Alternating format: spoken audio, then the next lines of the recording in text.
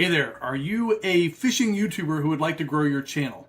Well, my question today is, are you digging into your analytics? We got into this in a discussion Friday night, and I thought, hey, let's talk about it today on Monday. So I'm trying something here to see if I can be far enough away from the big screen on my computer so I don't have to wear glasses, because it's just a weird length. So, first thing, when you go to the analytics tab, what I like to look for, let's see if we can see this, I like to look that views, watch time, and subscribers are all in the green. They're all going up. If that's the case, in my opinion, you're doing a lot of things right. And it means that you're putting out the right content that people want to see. Sometimes people are like, I need to figure out what the algorithm wants. And one thing that has helped me a lot is if I think about the algorithm and replace that word with what people want.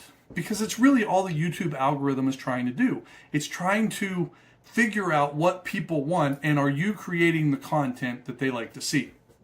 So after I look and say, okay, everything's trending in the right direction, the next thing I like to do is I like to dig into the content tab a little bit. I already have it open here.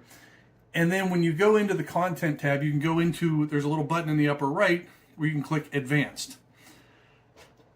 Right off the bat, it just gives me all of my content. And I think it's set up for the last 28 days.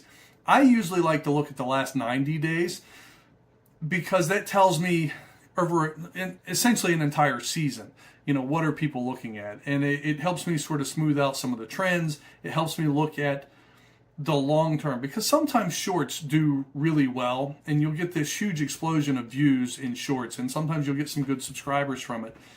But they rarely, in my experience, come back over and over and over again.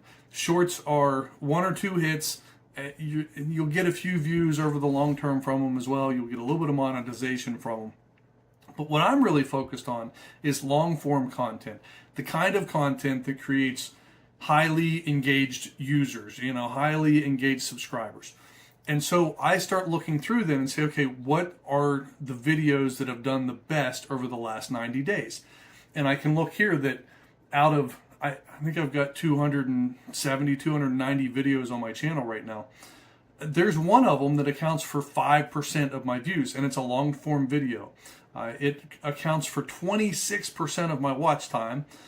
It also accounts for about 25% of my revenue, and it's one of the largest single sources of new subscribers for me every time I look at the 3-month period since it's come out. I think it was published in late December or early January.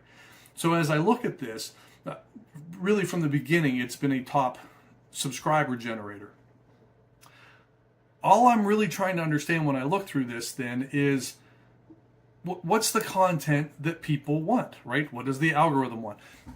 What are the types of videos that I create that people want to see?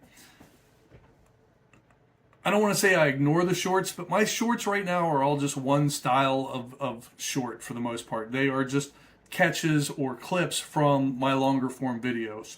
And I do that intentionally because right now I'm trying to attract the kind of person who wants to see people catching fish, or they want to see the longer videos. I may evolve that strategy in the future, but what I'm trying to do is go through and say, okay, what content is performing well? And then I start asking the question, okay, here's what I have planned for my content. So hopefully you're planning your content too. But here's what I have planned for my content over the next month or the next 6 to 8 weeks. How much of that content looks like the stuff that's been performing very well? And, so you'll see that, I'll go over here. So this particular video has almost 11,000 views in the last 90 days. This one has 3,500, and then you have to scroll down past some of the shorts to get some of the other ones. Hopefully that shows up. But so what I'm looking at is saying, okay, what are my top performing videos? And there's ways I can dig into it more, but this is just a really quick down and dirty way to do it, and you see a much bigger picture. And for me, I find out that there's rarely a rhyme or reason on my shorts, but on the other stuff, there definitely is.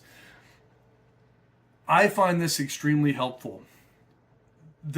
Maybe the painful side of it at times is, some of the content that I like creating the most, some of the fishing trips that I think are the most fun, or the most memorable for me are not necessarily the ones that people really want to see all the time. And I mentioned a week or two ago, people really don't care about your fishing trips right now. It's the same for me. But what they do care about, and this is the data to back it up, is fishing gear and what are your opinions of it. When I look at my top videos, it's the Hobie kayak, well, it's actually the kayak research video. It's a couple of the Hobie kayak videos.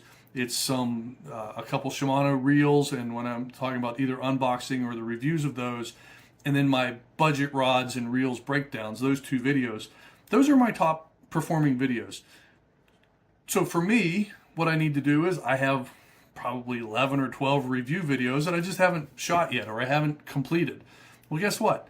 This data tells me I need to do those reviews. And when I look at my plan for this month, I should probably do a review of the Hobie Outback after using it for the first month, after 6 or 7 trips. So that's how I'm using my analytics to try to figure out how to continually get better. Right? I wanted to get to 2,000 subscribers in 2023. Well, I'm at 2,100 plus. So now, like, how do I get to 4,000 or 5,000? Well, it's by digging into my analytics on one level and saying, okay, what's doing well, and how do I create not content like that, but content similar to that actually hopefully is better, right? And so the two go hand in hand. So if you're not digging into your analytics, maybe take a look. Maybe you'll find out some things that you say, oh, like those are my best videos. How can I do more of that kind of stuff? So hopefully this is helpful. I'm going to go edit another video, and one of them is an unboxing video, just like what I should be doing.